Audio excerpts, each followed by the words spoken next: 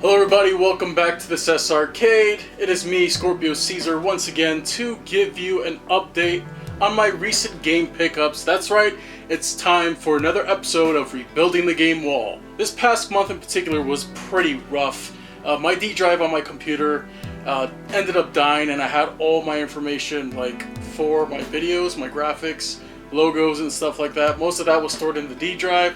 So that decided to crap out on me, and well, let's just face it, I need to redo all my graphics anyways. So that was unfortunate. The last time I did a backup on them was quite a while ago, probably last year.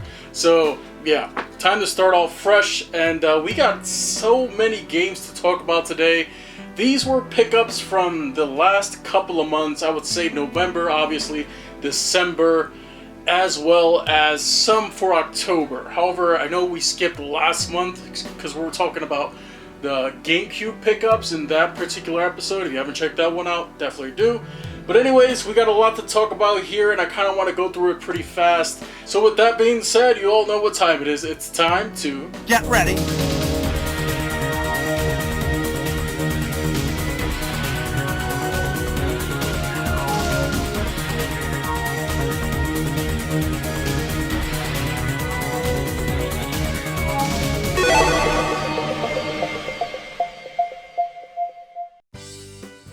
Okay, first I want to talk a little bit about some eBay pickups, because there were quite a couple of games here. Well, not a couple, just a few games that I picked up from eBay, and let's go through these real fast.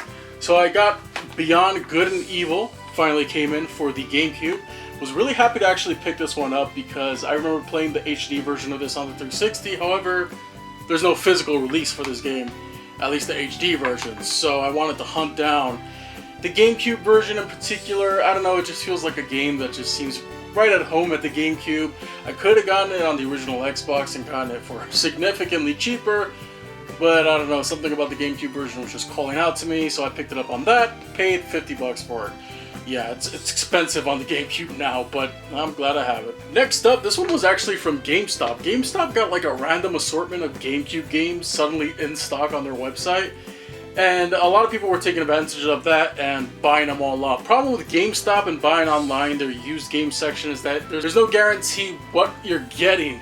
Sometimes you'll just get this, sometimes you'll get a case with the cover art in it, sometimes it's a generic cover art, sometimes you get the whole thing complete in rare instances, and this wasn't one of those rare instances. However, it did come with the actual cover art for it, and I am pretty happy that that came in. I had a $10 coupon that I had to use within the day's end, so I made sure I used it, and I basically just paid for them to ship it to me, which was like around $7, $8, $9.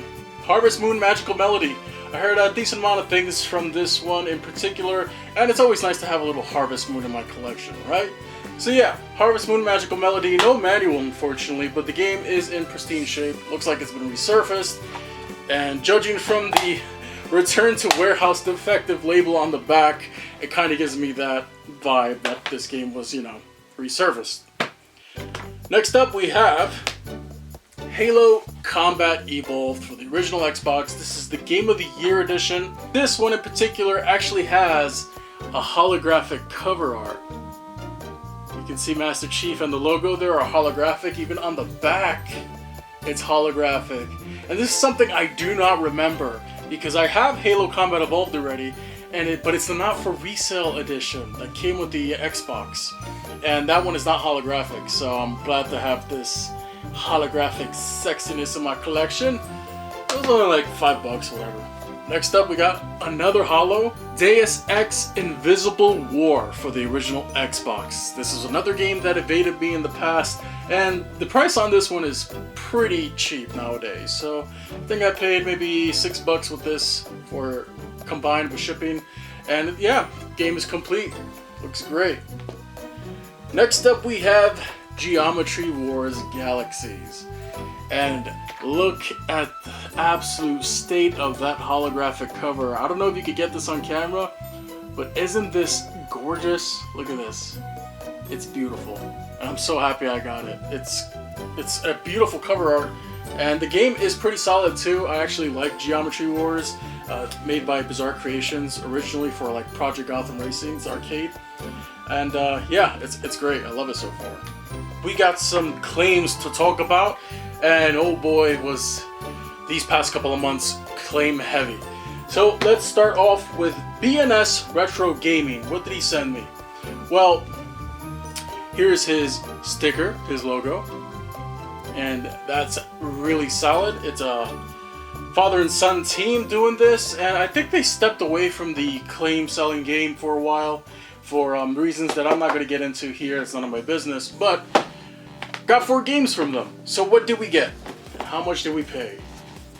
Well, we didn't really break the bank for any of these. Sims 3, I have on the Xbox 360 now. This was originally the first Sims game that I actually played on consoles, and I spent hours, absolute hours in it. And I still have my save files from back in the days when I played this. And I just wanted the case and cover art, so I got those now. Happy to have that. Next up, we have SSX. Oh, Sims 3 was only $3. Another $3 game, SSX for the Xbox 360. This is the reboot that had a pretty positive reception when it came out, and Keisha Boy Games, we'll talk about him later, told me that this one was solid, and I'll take his word for it because he's an SSX super fan. And yeah, I'm looking forward to actually checking this one out and seeing how it compares to the Holy Grails, SSX Tricky and SSX 3. So $3 for that. $4 for this next one, Fallout New Vegas Ultimate Edition. I have Fallout 3, I have Fallout 4, but if I'm going to get any of the older Fallout games, I'm going to get them on the 360. They're backwards compatible, and the Ultimate Editions usually come with all the DLC on a separate disc. So I'm glad to have Fallout New Vegas complete. And last but not least, for Benson & Son Retro Games, we have Virtua Fighter 4 on the PS2. Another solid fighting game that I actually already own. However, for only $5, I couldn't resist having it complete in my collection once again. So I am glad I can add this back on the video game wall once again. So thanks again, Benson & Son Retro Gaming. Thank you for your claims and helping rebuild the game wall. Next up, we have some auctions from Mr. Cali Collectibles 69. We've talked about him previously on episodes where I've gotten some claims from him. This one was interesting. He had some auctions up on Instagram. So basically he posted, everything starts at $1. He posted the games, and basically people would add an extra $1 when they would want to bid on it.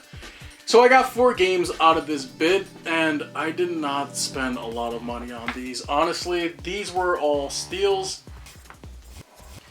So first up, we have Crimson Skies, High Road to Revenge. If you have an original Xbox, or even an Xbox One at this point, or Xbox Series X, get this game. It is fantastic. It holds up really well. It's backwards compatible fully, and I'm happy to have it complete once again in my collection. I won that one for only $3, okay? Next up, I won this one for $5, Hitman Absolution. I'm kind of on a quest to pick up pretty much every Hitman game that's out there on consoles. So this one being only $5, not bad. I heard mixed things about Absolution, however, I think all the Hitmans are pretty fun to play. What do you think? My favorite was Silent Assassin. Next up, we have Darksiders on the Xbox 360. $4 for this one. I don't care for the Darksiders series, to be honest with you, but I did want to check them out at some point, and I mean, come on. We all know why I bought this one, right? Look at that. Beautiful holographic cover art. Alright, $4 for that. And last but not least, $4 for The Sims 2 on the Game Boy Advance. That's right. Now I know previously on my GameCube video, I talked about how I wanted to do a video series on the Sims console games, and that's still a whiles away before I get to that. However, I do want to start picking up some of the handheld ones as well, and maybe make a separate series of videos for those once I complete the console ones. But we'll talk about that in the future. Alright, we're moving right along with this episode. Thank you all once again for tuning in. I really do appreciate you. Don't forget to hit the like button and subscribe if you like what you're seeing here and you want to see more content like this. And of course, hit the notification bell, because you may subscribe, but What difference does it make if you don't know when my videos are going up? The bell, it's all about the bell. Alright, moving on. Next up we have claims from somebody new that I've never claimed from before. J706_gaming. And this guy, friend of Quiche Boy Games, had a bunch of claims up and I kind of went wild. But you're going to understand my reasonings once you hear the prices for these babies. Okay, so first off, let's just start with the freebies that he threw in there, which was always nice. Who can say no to free games? Not I. Splinter Cell Platinum Edition for the original Xbox, Star Wars The Clone Wars, Tetris Worlds, the Gears of War 2. You cannot go wrong with Gears of War 2. So I'm glad I have those. Thank you very much for the freebies. Let's talk about what I claimed and how much I paid. So next up is $5 for Shadow Ops Red Mercury. This game came out when first-person shooters were like a dime a dozen. Nowadays, it's kind of hard to find a first-person shooter coming out, but this was, let's face it, a forgettable one. That being said, I did enjoy it when I originally played the demo, and I played some of it. It's kind of janky, but it still has some charm. I actually did a randomized gameplay episode video once, and I covered this game real briefly on my older channel, but we're not talking about that right now. Next up, we have, for $4, Alpha Protocol. It's got some blockbuster labels on there that I have to get rid of, but yeah, Alpha Protocol was a game that I was really looking forward to. However, it was lambasted by critics once it came out.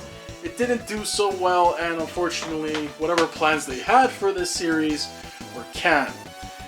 The one thing I remember about this game was the most awkward crouch walking animation. Like, this was funny.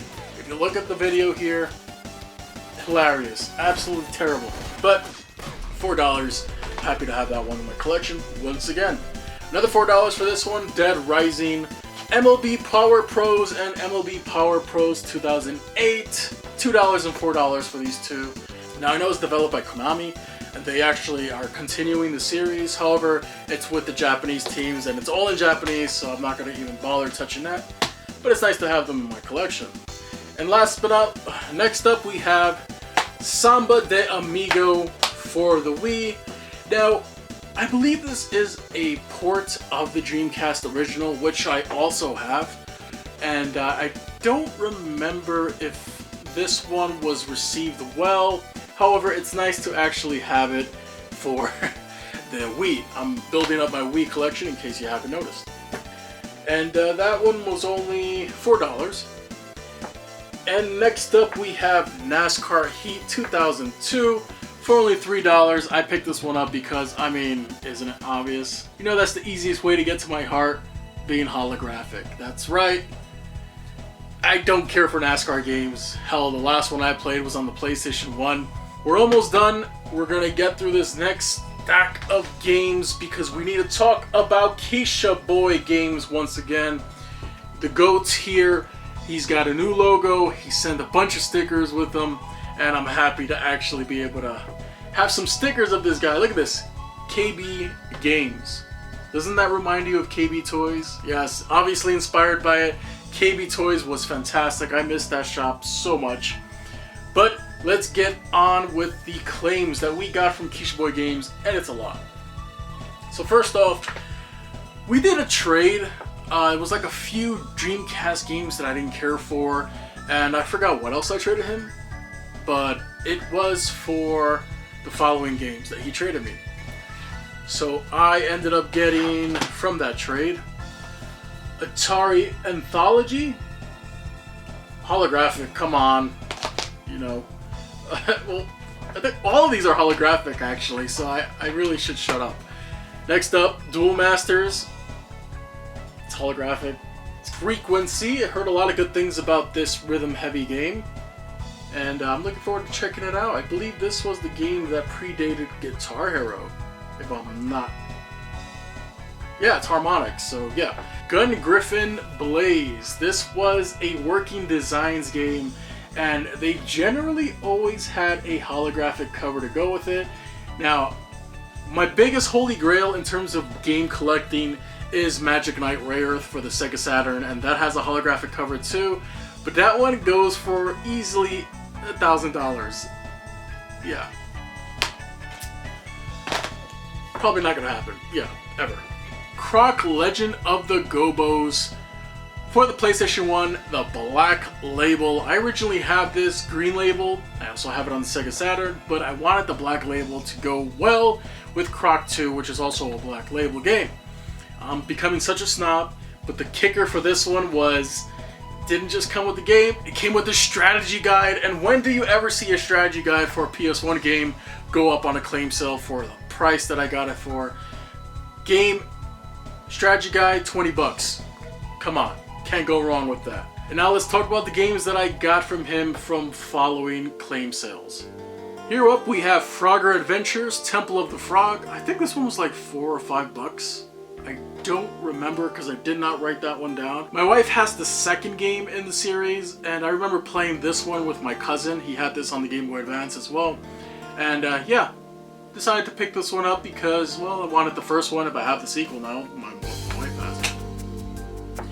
Next up, I got this bundle deal for only $5. Lego Star Wars 1 and Lego Star Wars 2, the original trilogy on the Gamecube. Notice player's choice. This one was just the disc alone, but I actually had the actual cover art for this one lying around somewhere, so I pulled it out, and you can't go wrong with the Lego Star Wars games. And they're fun to play co-op wise on the Gamecube. The next stack is a bunch of $5 games that I'm happy to have in my collection, either once again or finally. Rayman Origins, I remember having this originally on the PS3. Sold it a long time ago, now I have it once again on the Xbox 360. Same case in point, Wolfenstein The New Order. Had this originally when it came out, traded it in at some point, and now I have it once again. Hitman 2, I heard a lot of great things about this was Crystal Dynamics, I believe, that developed these. Anyways, I want to pick up part 1 and part 3 as well, because I heard they're very good. Ark Survival Evolved actually just got updated for the Switch, so it's now playable, it looks great, and comparable to the original Xbox One edition. And since I originally played this game on the Xbox One, I love Ark Survival Evolved. I had to own it physically on the original Xbox One as well. So, next up, Hot Shots Golf Out of Bounds. This was still one of my favorite golf games of all time, and I originally had it, traded it in, because shameful me, had to make money somehow. Ace Combat Assault Horizon. This was one of the very few Ace Combat games that I was missing. This one was kind of a departure and very divisive for a lot of fans of the series, and a lot of people didn't care for it too much. Too Michael Bay-ish, too much action, and, well, it's cool to have it for only $5, right? Next up is My Sims Kingdom. Once again, another Sims game, but the My Sims series. Now I have My Sims and My Sims Kingdom. Next, these last two were $10 each from the most recent claim sale that he did. First up, we have Trauma Center Second Opinion. I always liked the Trauma Center games. They came out originally on the DS, and I did play the original one on the DS. However, the Wii version had a new art style and a new artist, and it was interesting to play it with the Wii mode. However, it's not very accurate, unfortunately. They should have waited for the Wii Motion Plus to come out before they actually made these games, because I kind of suck at them, but maybe that's just me. And last but not least, a game I haven't played on its original hardware since 1996, I want to say, 97, back when I went to Puerto Rico. Our neighbors, I couldn't understand a damn thing those kids were saying because they were talking hardcore Spanish. They couldn't understand a damn thing I was saying. The one thing we bonded over was Donkey Kong Country on the Super Nintendo. I never actually owned this game physically up until now, thanks to Quiche Boy Games. He had a sick deal on this one, and I couldn't turn it down. So now I have Donkey Kong Country on the Super Nintendo, a legendary game for a legendary console. So anyways, that's it for today's episode of Rebuilding the Game Wall. I hope you all enjoyed it. As you can see, I got a ton of games this past couple of months, I have a series planned next year to begin where I talk a little bit about some of these games in a random order, but we'll talk about that when the time comes. Anyways, everybody, I hope you enjoyed this episode. If you did, once again, don't forget to support the channel, hit the like button, subscribe, notification bell, and always leave a comment, because comments are the creme de la creme, you know what I mean? Like, a like, a subscribe, it's nice and all, but nothing beats some comments, and let me know what you thought of today's episode. Alright, everybody, thanks again. Without further ado, game on, and good night.